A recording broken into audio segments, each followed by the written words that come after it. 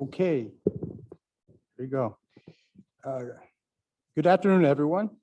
The special meeting of the Lone Star College Board of Trustees is now called to order at 3 p.m. on Thursday, March 24th, 2022, for the purposes stated in the notice for tonight's meeting. Board members present in the board auditorium include our chair, Saldivar, and myself, Art Murillo. And on via Zoom, we have Ernestine, Trustee Pierce, how are you? Trustee Kane. Thanks for coming out. And at this point, let's go ahead and stand while I'll lead us in the pledge, please. I pledge allegiance to the flag of the United States of America and to the republic for which it stands, one nation, under God, indivisible, with liberty and justice for all. Thank you.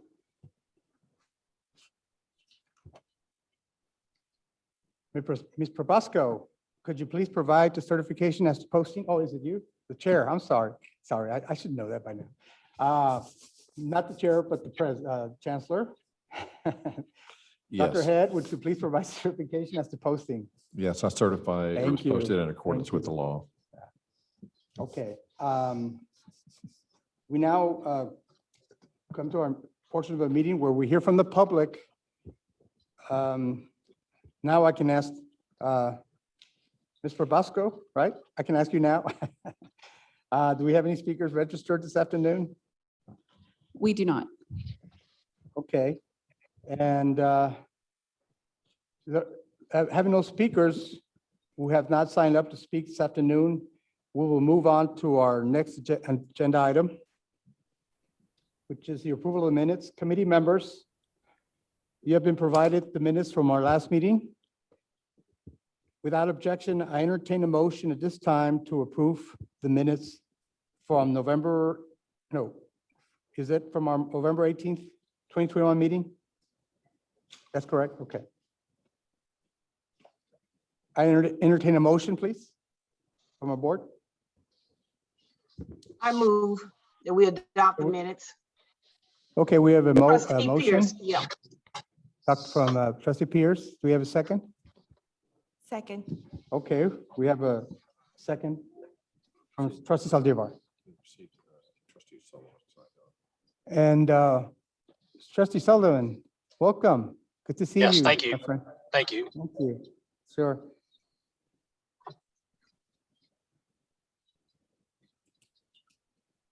Oh, can we vote on the minutes? All in favor, say aye. Aye. Opposed? Okay, minutes are approved. Okay, so our first order of business is to hear our legal and demographic team's presentation of the second round of redistricting maps based on public and trustee feedback. Colleagues, please hold your questions until the presentation is complete. Ms. McBride, Mr. Martin, and Mr. Gardner, and Mr. Cluck, sorry. You may begin your presentation, please. Good afternoon, everyone. We're certainly very happy to be here. We've made a lot of progress through the redistricting process. As everyone knows, redistricting is the process of rebalancing your population in between and amongst your single member districts every 10 years in response to your census data. As you guys know, because you've been laser focused on this process, what your census data reveals is the difference between your most populous and least populous single member district is 38.2% that requires you to redistrict. Your least populous district is single member district 4, kind of in the central southern part of your system, and your most populous district is single member district 1. But your other most populous districts all happen to be in the northern part of your system. So this okay. Oh, is the video not working? Okay. I will stop speaking and here we go. We're back. Okay. Back.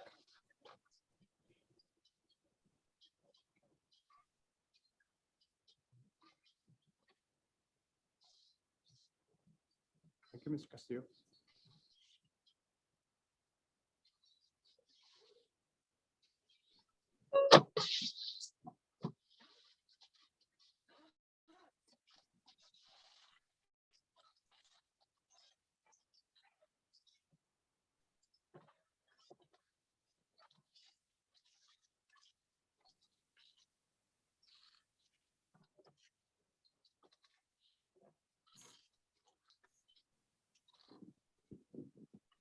Just please bear with us while we work out the technical glitch.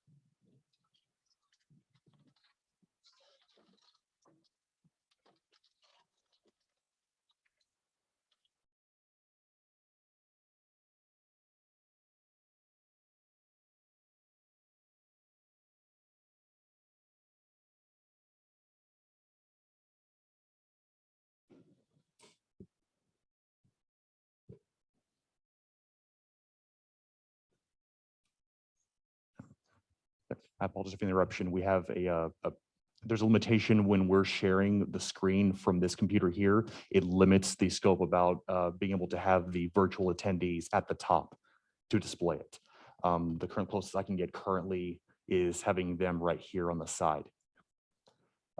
We could have the other option where we could share it with have someone else share it on a different side. It depends on how we're wanting to proceed. Is that, okay, so you just want to, you're saying we could do it, but it would be done differently, right?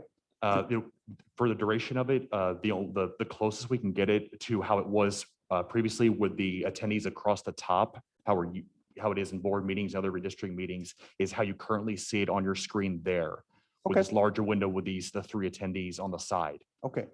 Without objection, can we proceed that way? Trustee Pierce and Trustee Sullivan, any Yes. comments? No, I'm No, you're okay okay. with it? Oh, We want to. We may want to be able to see trustee, there we go. sure. Trustee Castillo, Mr. Castillo?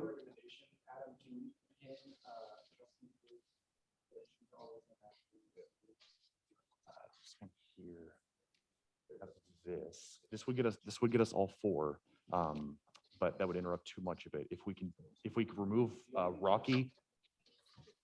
If you could put the members of the committee, it'll suffice, Right. right? Okay. And Doc Sullivan, Mr. Sullivan is on. I do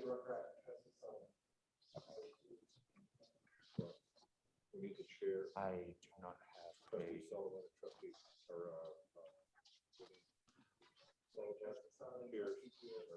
Correct. Yeah, the members, official members of the committee are Trustee Sullivan, Trustee Pierce, and Trustee Murillo. So we'll make sure we have those, we can see those, right? Is that, okay. So without further ado, can we proceed now? You got it? I'm not able to edit this here.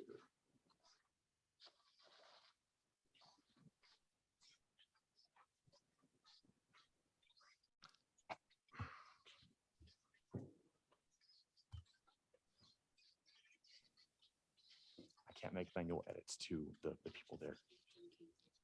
I can't, okay.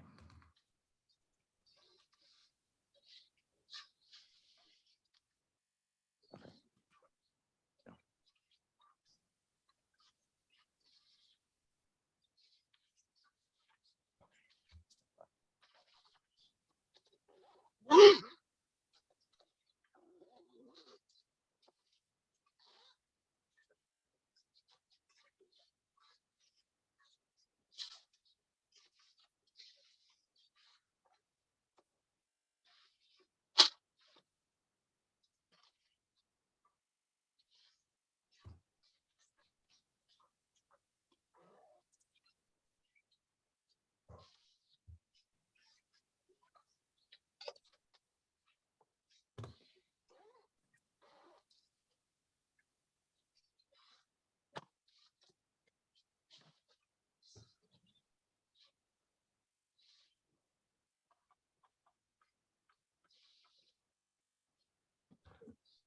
Trustee Kane, can you hear us?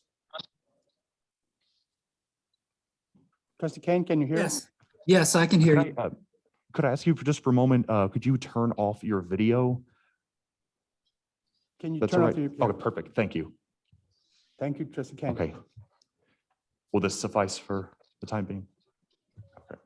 Yes. Does that work? Thanks. Thank you, everyone, for your patience. We'll proceed. Okay. Thank you.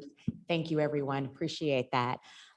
So as I was saying, we've been engaged in this process for a while. And what you guys know as members of the redistricting committee is that, yes, we are required to redistrict. We have a deviation of 38.2%. And that is the difference between your most populous single member district 1 and your least populous district, single member district 4. The population dispersion across the system has some of your more populous districts, single member districts in the northern part of the system and your least populous districts in the southern part of the system. So it wasn't just a matter, as you know, of exchanging population between 1 and 4, but it was a cascade of effect of trying to bring population down from the north so that those smaller single member districts in the southern part of the system could expand so that we can balance population.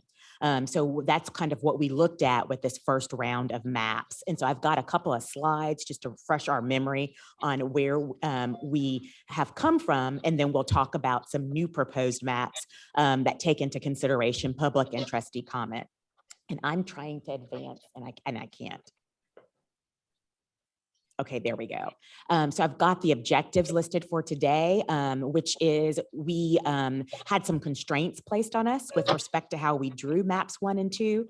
We'll quickly recap maps 1 and 2 because the 3 maps that we're showing you this afternoon, maps 3, 4, and 5, are a reaction to maps 1 and 2 and requests to tweak things in those 2 maps to make them a little bit better in terms of neighborhoods and communities of interest in maintaining our influence and opportunity districts. And as we always do at these meetings, we'll end with a timeline and next steps.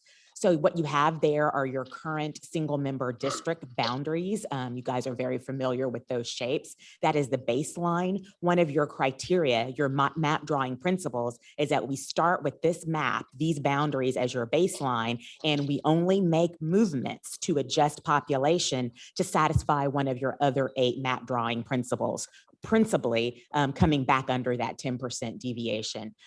Here is the information from your 2020 census showing that you're at a 38.2% differential. And then I'll draw your attention to the CVAP information in the bottom right-hand corner of your screen, taking a look at African-American and Hispanic population and single member districts 2, 3, and 6, which are your influence districts, because combined, those 2 populations are the majority in those single member districts. And then looking at single member district number 4, where the Latino or Hispanic population is the majority. So the consent decree is one of those constraints about how we can rebalance our single member districts. And they put 2 constraints on our ability to rebalance population. The first one is that our single member district number 4, that when we drew this system was majority Hispanic on the basis of citizen voting age population, has to remain majority Hispanic on the basis of citizen voting age population.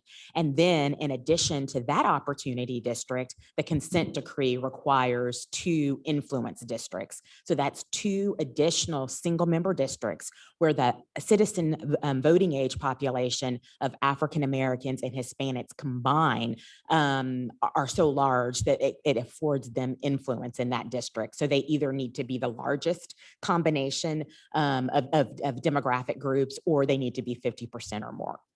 And so you will see that maps 1 and 2 comply with the requirements of this consent decree, as well as the redistricting or map drawing criteria adopted by the board. These criteria, as you guys know, are a combination of requirements of state law and federal law, as well as pragmatic map drawing principles about where you should divide single member districts. The first one is using easily identifiable geographic and political boundaries. The second two are all about having equal population. The third one in particular is our 10% rule that we've been talking about.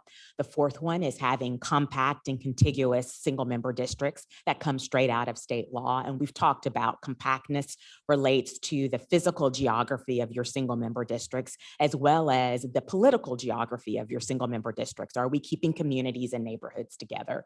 And contiguity is whether or not your single member districts are adjacent to one another, and are there any holes in your system, which you don't. You didn't have it in your 2013 map, and because that map is the starting point for all future maps, your SMDs are contiguous. The fifth one is preserving incumbent constituency relations by not drawing any current board member out of their single member district, which we have not done. The sixth one is talking about political compactness, maintaining neighborhoods and communities. And you will see some of the comments that we received from the public and trustees about ways to tweak maps 1 and 2 were about keeping things together, either facilities that had always been in a single member district to allow people to continue to serve a particular population. So most of the comments that are the genesis for maps 3, 4, and 5 are related to observing map drawing principle number 6. Map drawing principle number 7 is, to the extent possible, avoid splitting county election precincts. We're going to take a look at this a little more carefully once we get to a final map or a final map or two, because most of these other things that are driving how our maps look actually take precedent over that particular map drawing principle, because we are complying with things that are required either by federal or state law. So we got to do those first. And this is an additive that we will look at before any final sign off. The 8th map drawing principle has to do with complying with the Voting Rights Act. You have a consent decree that is a more narrow, specific expression about complying with the Voting Rights Act. So we're going to comply with your consent decree, which is about those influence and opportunity districts. But generally, we are going to make sure that single member districts where there was a majority minority population, that there's no vote dilution as a result of us rebalancing population to have more near equal population.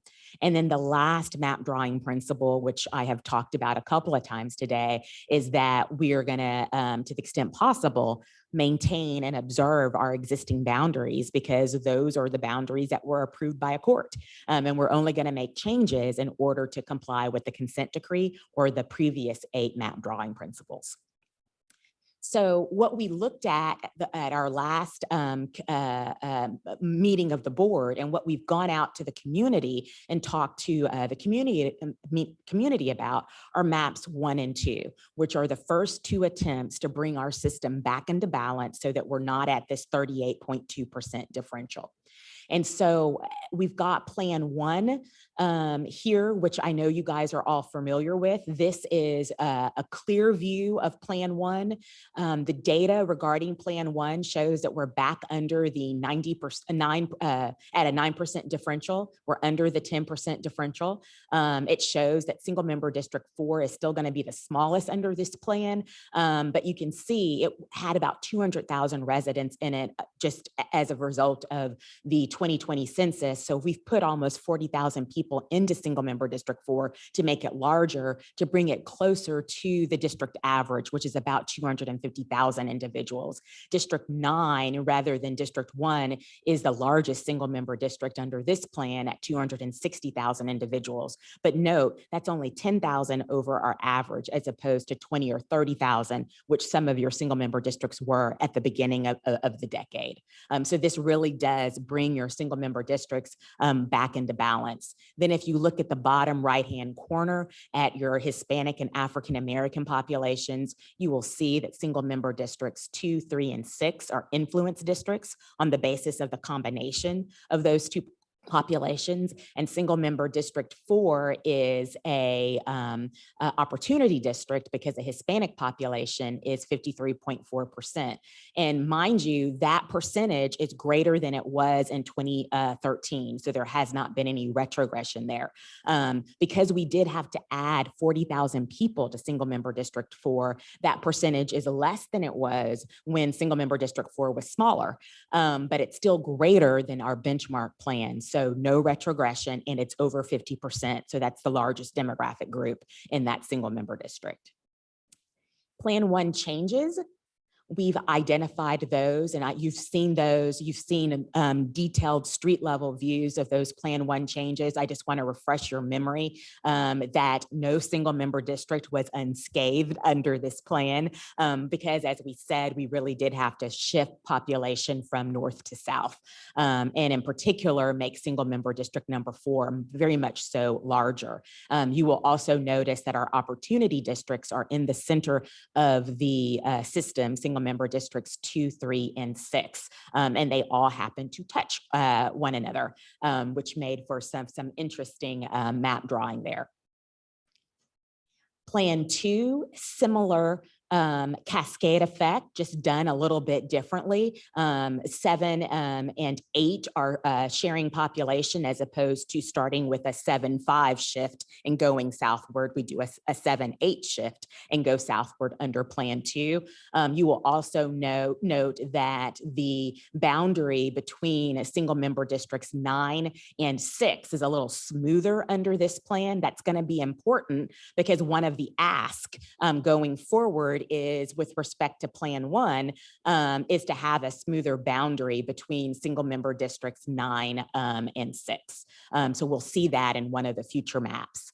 Under Plan 2, we're at a 9.2% differential, so about 0.2% higher differential than under Plan 1. But remember, no additional brownie points for how many percentage points you are under 10. You just want to be at 10 or under. Our average size remains 250,000. You've lost the screen. Here we go. And single member District 4 under this plan continues to be the smallest at 240, roughly what it was under the previous plan. So about a 10,000 under the average, but not 40 or 30,000 under. So well within the range we need it to be. And single member District number 2, rather than single member District number 9, is the largest under this plan at 262,000, just about 10,000 above our average. And again, looking at the citizen voting age population in that bottom right tan quadrant, what you want to pay attention to is single member districts number 2, 3, 4, and 6. 4 being our opportunity district at 52.3%, so greater than it was in 2013, a little less than what it was at the start of the decade, but we had to add nearly 40,000 folks to single member district number 4, so no retrogression there. And then in single member districts 2, 3, and 6, we're maintaining their characteristics as influence districts because the African American and Hispanic populations are the largest single concentrations of individuals, and that concentration happens to be over 50% citizen voting age population. And then here are the specific changes with respect to Plan 2. And again, no single member district was unscathed under this one as we're shifting population from north to south.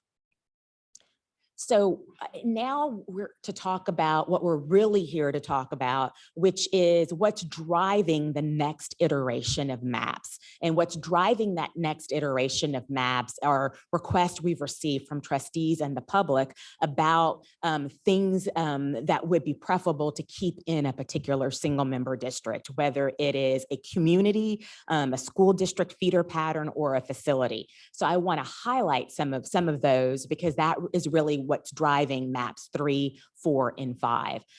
So with respect to single member District 1, under plans 1 and 2, it loses the Cypress Center to single member District number 3. That center has traditionally been in single member District number 1. So there was a request to just place it back in single member District number 1. And we were able to do that in both plans. I know for sure 3 and 5, I think also in 4. With respect to single member District number 3, under both plans 1 and 2, it draws population. It's one of those single member districts that does have to get larger in order to balance our system. But under plans 1 and 2, it draws population from single member District number 1, which touches it on the west, as opposed to drawing population from single member District 6, which touches it to the northeast. So there was a request to the extent that single member District number 3 needs to get larger, that it gets larger by gaining population from single member District number 6. And so we were able to do that under plans 3, 4, and 5. There was also a request that the boundary line under Plan 1 between single member District number 9 and 6, I telegraphed that earlier, is a little jagged. They're rectangles that either 9 retains or 9 gives up to 6 and vice versa. So that boundary between those single member district is a little jagged. And so there was a request to see, without harming single member District number 6, because it is one of our influence districts, could we smooth out that line so that there is a smoother, more definitive boundary between those single member districts. And we were able to accomplish that in plan number 5 that you will see, without harming the influence nature of single member District number 6. With respect to single member District number 8, there was a request that 2 centers that had traditionally been in single member District number 8 be placed in single member District number 8, the Lone Star Atascocita Center and the Lone Star Process Technology Center. And we were able to accomplish that in both plans 3 and 5. The next request is that the specific area gains and losses do not matter as much as maintaining the CVAP because of the opportunity and influence districts need to continue to meet the required criteria. So maps 3 and 5 do continue to meet the requirements of the consent decree. You will see that Plan 4 does not. Plan 4 is a response to the request that Humble ISD, the complete school district, be placed in single member District number 8. And so we took a look at that because we took all requests and tried to examine whether or not it's possible. And looking at that under Plan 4, placing all of Humble ISD in one single member district made single member District number 2, which shares part of Humble ISD, no longer be an influence district. So we're probably going to pass on Plan 4, but we want to show you Plan 4 so that you can see the numbers. We did attempt to accomplish that, but it does not meet the numbers as set out by our consent decree. And then we had a comment about Plan 2, that Plan 2 seems to meet our criteria the best. There was some concern that the deviation between a single member districts is greater than 5%. But of course, that's not the law. The law says that we have to be at 10% or under, and we definitely achieved that. And in comparison, in comparing the difference between Plan 1 and Plan 2, some of the boundaries in Plan 1 are more jagged and not smooth, leaving the appearance of gerrymandering.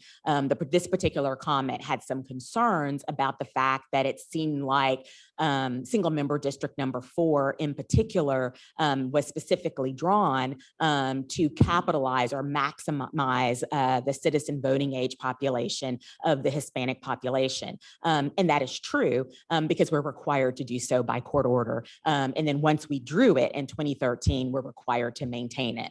So that's not gerrymandering, it's our complying with a federal court order. But because that was a comment, we certainly took that into account, presenting it to the committee.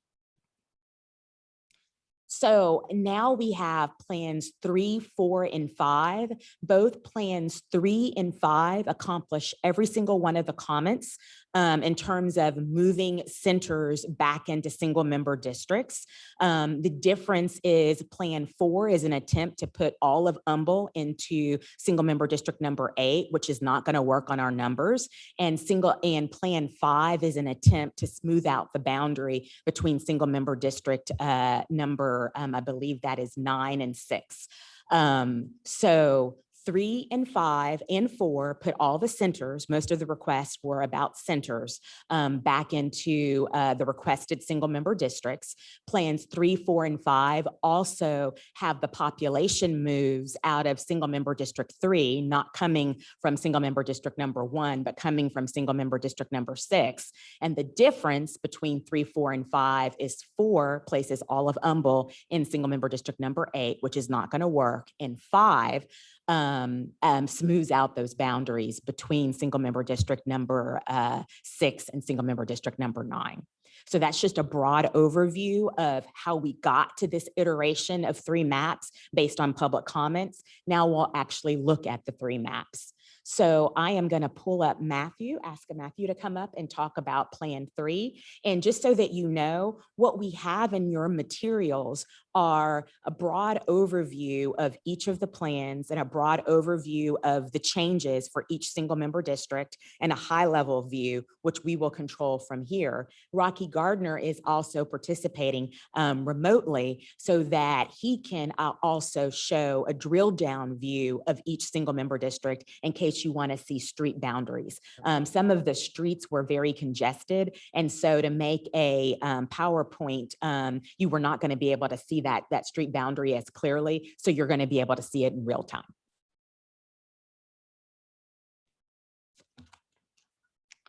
All righty. Thank you, Lisa. Thank you everyone for having me. So Plan 3 is a response to feedback that we received, and we made those changes.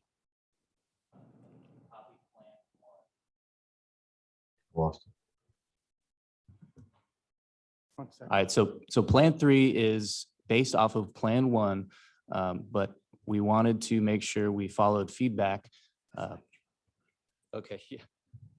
Oh, nice. Thank you. All righty, so Plan 3 is based on Plan 1, and following feedback that we received from trustees to put Lone Star College, Cypress Center back into single member district 1, and then also Atascocita Center and Process Technology Centers back into district 8. And then finally, the other requested change was for district 3 not to take any geography from district 1.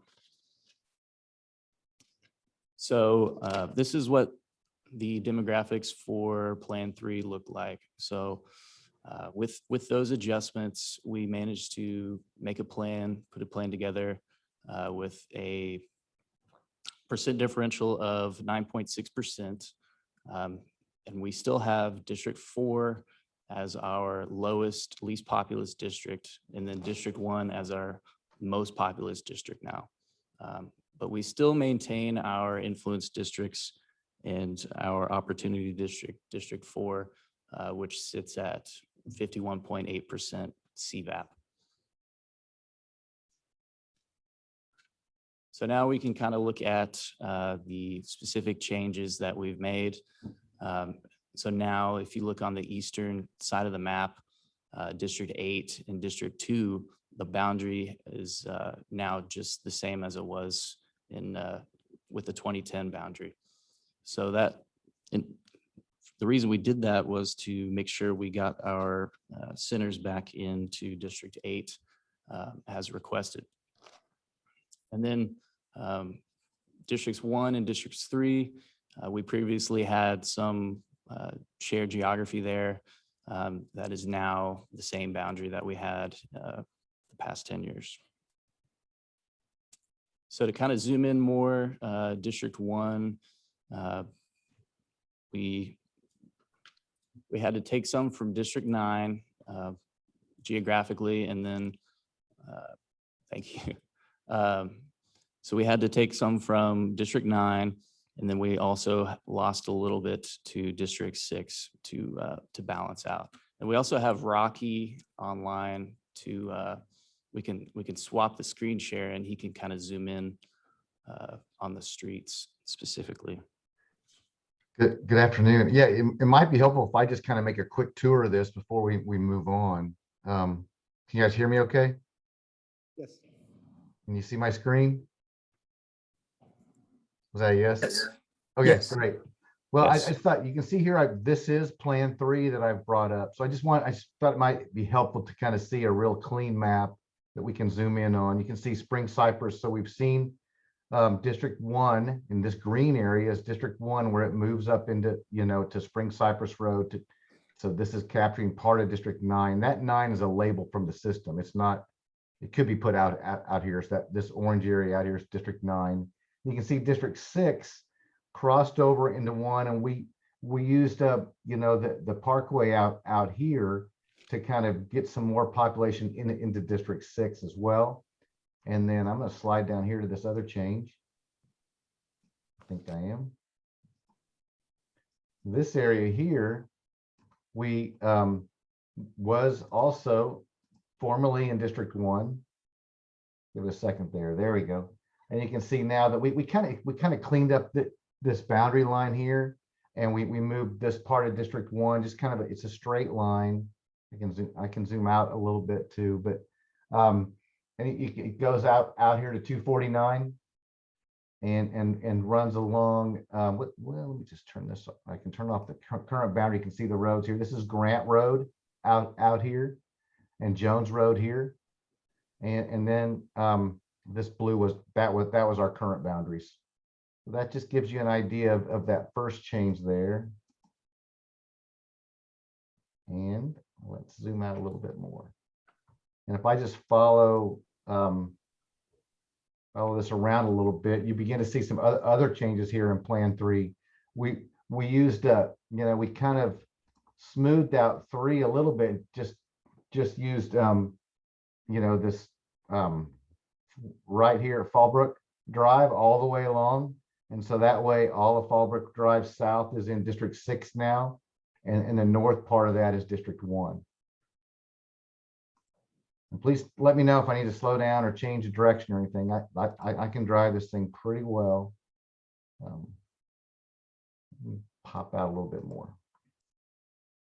See a few more of these. You can see that over here in District 1, where we moved some population. This is where we're trying to get 4 populated. Keep in mind, that's where we had to get most of our population.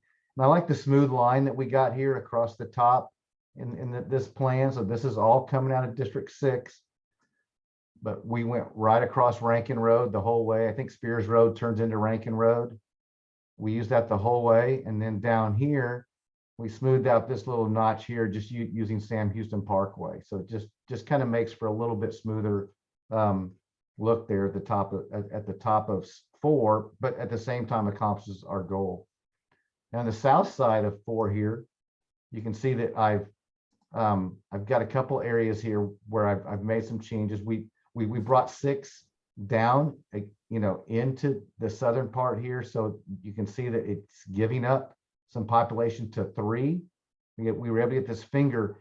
Now, trying to smooth out some of this stuff with the population densities was a bit of a challenge. We would have loved to have kept a little more, just be a little cleaner, but there's just the density of population down there was so much that we weren't able to move, as much as possible. But we did get a pretty smooth line with Breen Drive here coming down, and so 3 is is wrapping around 6 to some extent, where 6 before had this little finger.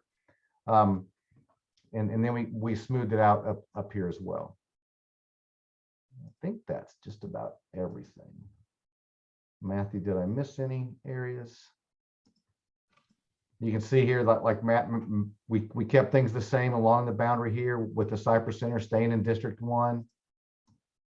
And over here, we go all the way over here by District 8, Acosta Center, Process Center, both stayed in 8. And like one of our criteria is to try to not change boundaries if we don't have to change boundaries. So So we did that where possible.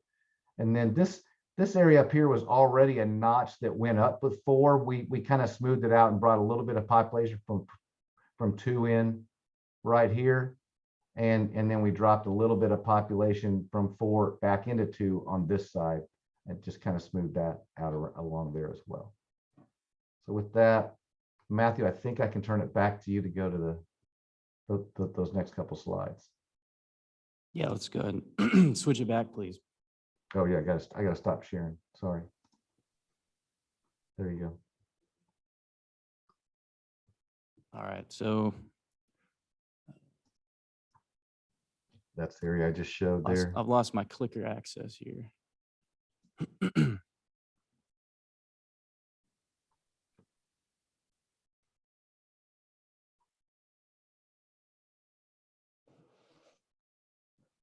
That's the area I All just right, thank showed you. there. Yeah, so Rocky kind of pointed out District 2 lost some gained some population from District 4 there in the southeast, and then lost a little bit to District 6 near the middle there. And that was an adjustment for District 6 as it needed more minority population. And that corner piece there kind of aided that adjustment. And then towards the west, District 2 also lost some to District 6. And then to the north, to kind of account for that readjustment on the east, where we kept the 2010 boundary, we had to move north into Spring, where District 2 took some geography from District 8. District 3, so this was kind of a challenge to do just because one of the requests was not to take any population from District 1. So we kind of had to eat into District 6 and 4, that kind of elbow piece jutting down. We had to add a bit of population to District 3 there, and that's heavily minority populated. So we had to make adjustments to 6 and 4, kind of a cascading effect further north. District 4 here, to account for that piece coming down that it had lost, we added that big strip right in the center of the map there to account for that loss. And then to the northwest, District 4 had to grab a little bit of District 6 to get some more population back into it as well. District 5, so this didn't have any change compared to Plan 1.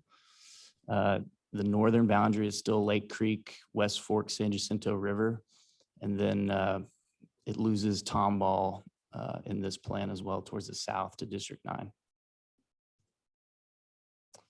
So District 6 saw quite a few changes. Obviously, it was a tough one to do just because it's really in the heart of everything, and it's also an influence district. So it saw quite a few changes all over. And then Rocky kind of went over the specifics on that. So.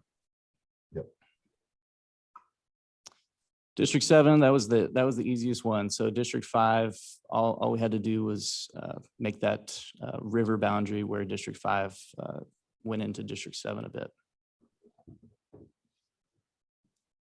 And then District 2, again, we had to go north in order to adjust for that removal of the District 8 and District 2 adjustment on the east side. District 9 here gains Tomball, and then it loses towards the southeast to District 6 in this plan, and also it loses a bit to Plan 1 towards the south there. All right, so Plan 4 is a result of a request to try and get all of Humble ISD into District 8. So as you can kind of see towards the eastern side of the screen there, all of Humble ISD is now in District 8. And so the general population differential worked for this one, but the District 2 was not able to maintain its influential level at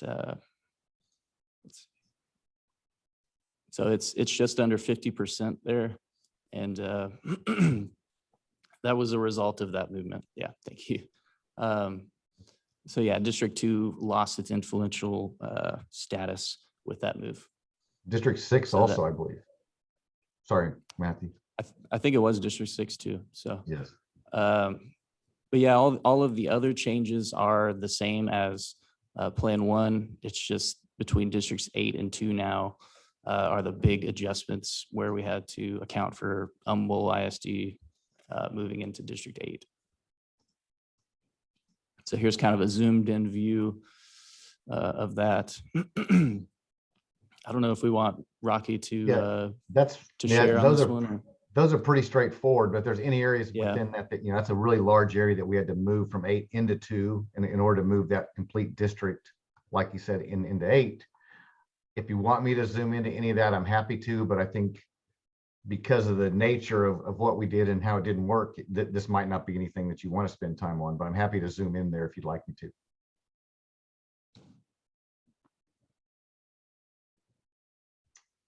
All right, we'll just keep going. So yeah, this just kind of zooms in more on District 8. As you can see, that big circle to the south, that's pretty much all of Humble ISD that's circled there. And then the big push towards the north with District 2 to adjust for that. All right, so Plan 5 is an adjustment from Plan 3 where we kind of adjust the boundary between 6 and 9, as Lisa mentioned, with the smoothing of that boundary. So it's built off of Plan 3, and then we moved some things around between 6 and 9, and we'll kind of zoom in that in a second. So the percent differential kind of goes up on this one to 9.8, still below the 10%. And on this one, District 7 is your most populous, and then once again, District 4 is your least populous district here. But Plan 5 maintains all the requirements as far as influence districts, opportunity districts. Everything is in check as far as that goes. So the changes here, again, very similar to Plan 3, aside from that border between District 6 and 9, and then also District 5 and 7. That boundary is shortened a little bit. It doesn't go up to San Jacinto River, West San Jacinto River, and then towards the south, it doesn't lose quite all of Tomball, but still most of it. Okay, so District 1 here, pretty similar to Plan 3 again. Just the boundary to the north is slightly different with District 9. And then I think Rocky could share his screen on this one. Yeah, let me share mine again real quick. Just so I can just show you guys real quick a couple things. So this is now zoomed into District 5, and you can see that before we were kind of, we took a lot more along Spring Cypress in District 3. The great thing about this is I can kind of bounce back and forth between them. So in District 3, if you recall, we went up here and we went up here. You can see in District 5, Plan 5, I'm saying District 5, sorry, Plan 5. We smoothed this out along here. So we're just, we're not, I think it looks really clean. This is oh, I always get this road wrong. Is this Luetta? Yeah, Luetta. This is Luetta Road. Now that we're using as, just to kind of just smooth that out. I like the way it looks. You'll like it too when you see it. It's just smooth there. We came over here and we changed this just a little bit, but you can see here that this is still spring cypress, going down here into 1 from 9. And then we just took this corner, made it a little sharper, little cleaner as well, there for District 1. And you can see there, where District 1 comes over. I like this as well down here, the work that we did here. We kept this. We kept this we talked about before that we smoothed out here. I think it's I think we got some pretty clean lines in the end on this one.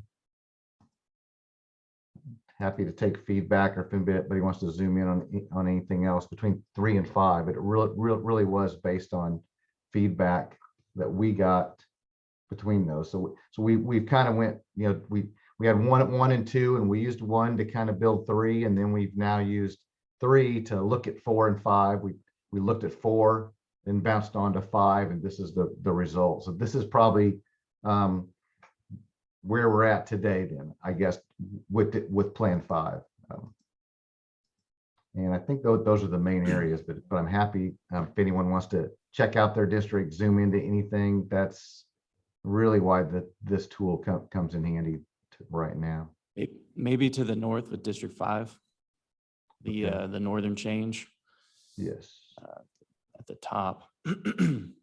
Yeah. Oh, yeah. This was not quite as sharp on this one here, Right. but I believe before we used this Kukendall. I think it's Kukendall Road. I think we used it. I love saying that. We used it almost entire. So all this we dropped it back from 3. We put that back in 5, and didn't go up quite as far. Didn't capture as much. And that's partially because we didn't take as much out of 7 either from the top. And we didn't go all the way to the creek or river there. Anything else, Matthew, that I need to kind of zoom to? And then to the very top of District 5, doesn't quite go as far. The very top of that one.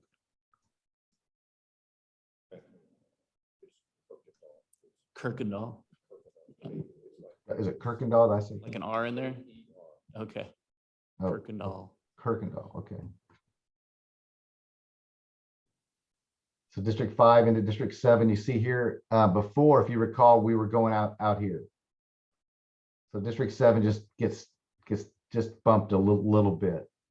Let me see what this road is, just so we're clear on it.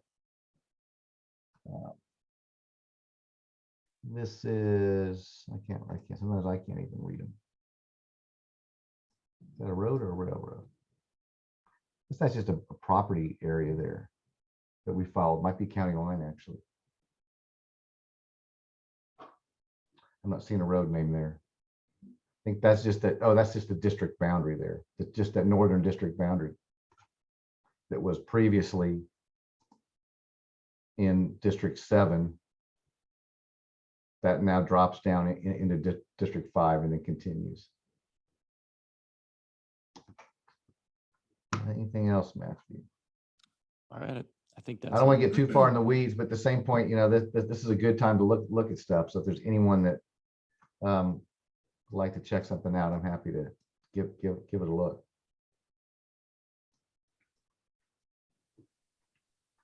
I think we can switch back. Yep.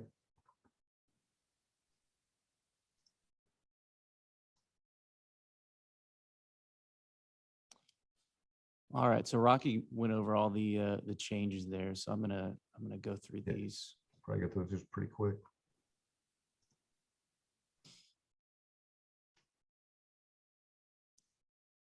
So these were just all the changes that Rocky went over, but he zoomed in a Yep. bit more on them. All right, so comparing all the data, this is District 1, and District 1 saw a ton of population growth the past 10 years, and for that reason, we had to kind of take some population out of it in every plan we had to get it closer to the average. So in 2020, its population was 279,244 persons. And then for each one of our plans, we had to get it down. Plan 1, 256,000 persons. Plan 2, 242,000 persons. and Plan 3, 261,000 persons, Plans 4 and 5 in the 250,000 range.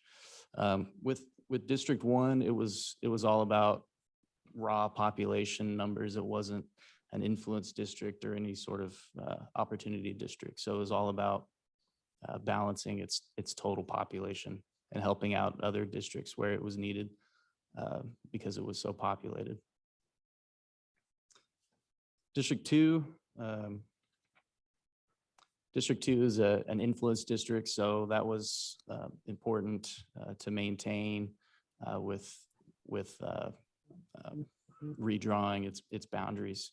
It also saw growth, but not as much. And we kind of kept it around the current boundary of 253,000 persons for each plan.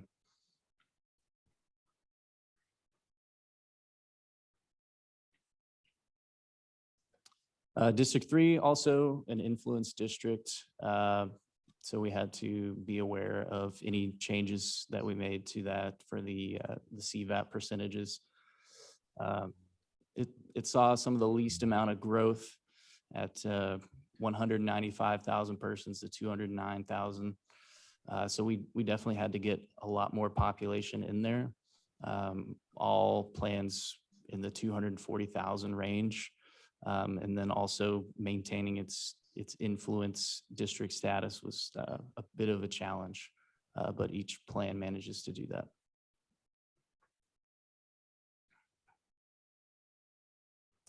I can't quite see which district Four? that is. Is this District 4? Yes. Okay. Okay, so our opportunity district. So this was another very low populated district that we needed to get some population back into, but also maintain the CVAP percentage above 50%. So it grew by 12,000 persons over the last 10 years, but 202,000 is way below the average, the 9-district average that we needed to get to. So in all of our plans, it's the least populated district, but it is that way in order to maintain its opportunity status. District 5, that was another one that saw a ton of growth, 202,000 persons to 272,000 persons. So we had to cut down on the population in that one to get it closer to the average. And this one is not an influence nor an opportunity district. So again, this one was all about getting the raw population back to average.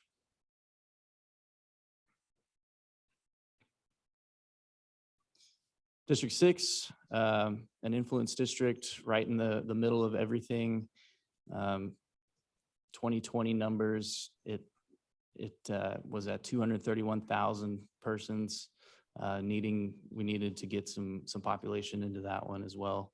And each plan does so from 250,000 or so, thereabouts. But each plan does manage to maintain its influence district status.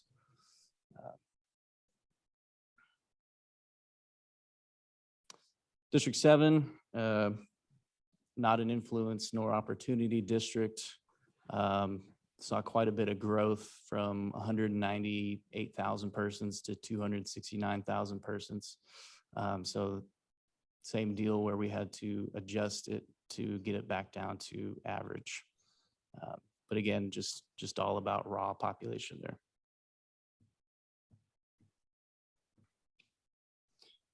District 8, quite a bit of growth in this one too, 195,000 to 273,000 persons. Same story where we just had to cut down to get closer to the average. All right, so our last district, District 9, 204,000 to 271,000 persons. Near the higher end of population, we had to take some population from it, but most plans do have this one as our most populated district, just due to the location of it, so. All right, that's it for me. Lisa?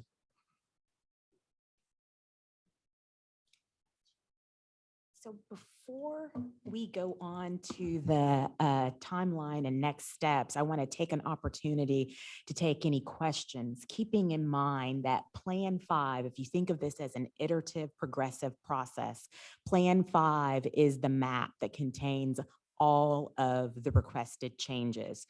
Plan 3 has all of them except for the request for all of Humble to be in single member District 8 and the request that the boundary between single member districts 6 and 9 be smoothed out.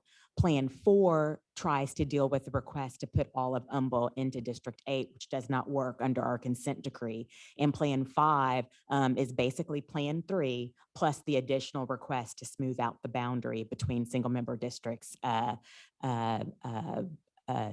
and 9. So Plan 5 really is the one that has responded to the most requests for changes that could be accomplished within legal limits. So are there any comments, questions, or additional requests? Okay, thank you so much, Lisa. I appreciate it. I think that it was a lot of work involved, and appreciate all the time and effort and the explanations. Right, I understand we do have Ernest, Trustee Pierce, and as we may have lost Trustee Sullivan. Are you on board? I don't think so. Okay, anyway, so I wanted to make sure we open it up for the trustees. Trustee Pierce, do you have any comments? Yes, I would like to give kudos to the lawyers, and the demographer and all those people involved. They did a great job with what we had to do. And I'm just looking forward. I think Attorney McBride said that I think forthcoming is that we'll be able to see the precincts. That's more what I'm trying to get my arms around is, how the precincts change. Other than that, I'm okay with the map, Okay. but I know that won't come until you really get, down to the real fine lines. And that's my only interest, but it's a job well done. The presentation was great. I don't have anything negative to say. All I'm looking forward to is just basically seeing, where the precincts are. That's it. And we can certainly do that once we know that we're kind of congealing around a map or two maps, do a precinct overlay. Okay, And, that'll be we're great. going to- Thank you, Trustee Pierce. On that issue, do we have any concerns? I mean, in terms of the challenge, is it a challenge or anything for us in terms of addressing that aspect of it, the county precincts, splitting them up and stuff? No? In terms of a challenge, for example, under state law, we've complied with all of our state law requirements, or a challenge under the Voting Rights Act, we've satisfied our consent decree, which is based on the Voting Rights Act. Not splitting county precinct is a criteria that you as a board adopted, but that's a local criteria that is helpful. And for entities like K through 12, based on their average daily attendance, some of those entities are required not to split a county precinct, but that you don't have those same requirements. So it's just a local requirement that you included in your criteria, and we'll endeavor as much as possible. And in fact, inform the county that, hey, we need this particular boundary if we need to split one, and it's possible that they actually may split their precinct the same way that we have. Sure. And on that subject as well, do we need to, any situations where the different counties, Montgomery County, Harris County will encounter any kind of difficulty, that might make it more difficult for us during elections or anything? That's why we want to, as much as possible, not split them. In so that- general, just in- that'll address that issue, right? Correct, Just correct. as long as if you don't split one county, you're not going to Exactly. split, you're not going to have any problems with that. But other than that, we don't have to worry about whether it's in the one county or the other, right? It's Correct. everything else we'll address. Correct. And one of the last things that you will do once you finally do adopt a map, you're required under state law to notify all the counties Yes. that are impacted, and we're required to provide them what we call a shape or GIS file that allows them to simply essentially duplicate our boundaries for purposes of reissuing any voter registration certificates they need to as a result of our boundary changes. Thank you. Any other board members wish to comment, or can we do that? Questions? Yeah, go ahead. I have a question on the precincts and the voter certificates. How would that work? Like, let's say we adopt the map. When in May, correct? Is that when? You're set to adopt a map in June. In June? To be effective at your November 2022 election. Normally, voter certificates are issued at the beginning of a year for a 2-year period. So they probably, sorry, go ahead. I didn't mean to No, so interrupt for you. this change, like when would the citizens be able to obtain those certificates? So Is it would happen on the next issuance of the voter registration certificates. They would update them to indicate where they're eligible to vote with respect to, and sometimes they don't even indicate, they indicate school district, but sometimes on those certificates, they don't indicate college district. And there are other places where a voter could tell. Sometimes on our own website, there's an ability to put in your address and figure out what precinct you're in and where you would vote. And then similarly on the county's website or on a city's website if you're in an incorporated area. So there are multiple places to find out where you would vote based on your address and what single member district you're in, even if it doesn't indicate it on your voter registration certificate, because normally it's your Senate district, your House Rep, your school district. And I cannot remember last time I looked at one, whether it actually included community college or system boundaries. so? I don't think it does. Yeah, I don't Yeah. think so. Okay, thank you. Okay, any other comments or questions from the board? I would Okay. like to Sure. echo comments. If, Trustee, hey, Trustee Kane? yes, thank you. I'd like to echo the comments I made that, if I may, that Trustee Pierce made. I just want to thank Ms. Martin, Ms. McBride, Mr. Gardner, and Mr. Cluck for the work that they have done, taking comments from the public as well as from board members and continuing to refine based on all those comments. I know that's a lot of work and it's been done very well. So thank you very much. Thank you. Thank you, Trustee Kane. And like I said earlier, I think you and your team are doing a great job. Mr. Spartan, Mr. Gardner, Mr. Cluck. By the way, Mr. Gardner, there's going to be a quiz on the spelling of Kirkendall later on. I'll work on that. I'll work on that. Okay. You know, I was just nervous that you were going to say humble at some point, so you didn't do that. Thank you. Yeah, good. I got that right. Okay. Thank you. No, sincerely, I think we appreciate all the work. I know keeping us on track, keeping on schedule was very important for us as a board, and making sure we we got to this point where we are now. I think that the board feels confident to make those decisions and proceed forward. So I appreciate everyone's help. Thank you. And go just ahead. to, as we normally do, kind of close out with the timeline, looking at the timeline, we're at the March 24th meeting, which is the redistricting committee meeting, where we're considering the second round of maps. And so the next special board meeting that you have on redistricting is April 13th of 2022. We have a couple of more community meetings that we're finishing up on this first round that we'll be doing between now and April 13th. At that April 13th meeting with the full board, with this committee's permission, we will present maps 3, 4, and 5 explain the iteration, but also explain that actually it's map 5 is the one that contains all of, or responds to all of the comments that we've received, with a recommendation that we go back out to the community with map 5 and do another round of community meetings so that the community can become familiar with map 5 and understand how it is an outgrowth from maps 1 and 2. So with your permission, that would be the presentation and the recommendation presented to the board. Council, We lost okay. okay, we'll allow it a couple of minutes, see if we can get the signal back. Is that what happened? Thank you, Mr. Castillo. We've lost their pictures on the. Okay, Trustee Pierce, can you hear us? There she is. Okay. Thank you. Okay, we can proceed. Okay. No, I think Mr. Gardner? Rocky? Yeah, You had a I comment? was just gonna mention, Trustee Pierce, we are collecting the voter precincts now, and when we have that file compiled that we can lay over top of this, that will be a step coming next. And we'll be able to really see that stuff, so. Thank you, Mr. Gardner. Thank you.